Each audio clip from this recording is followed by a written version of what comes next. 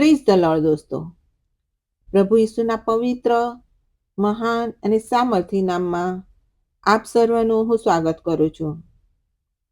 આજે આપણે જોઈશું નીતિ વચનો 22મો અધ્યાય 4 થી 6 કડી.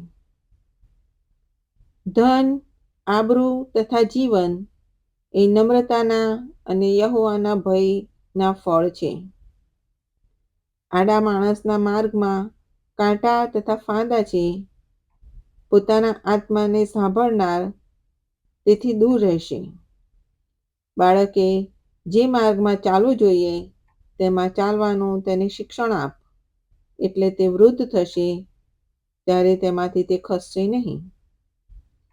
આ વચન દ્વારા આપ સર્વ આશીર્વાદિત થાઓ. આમેન.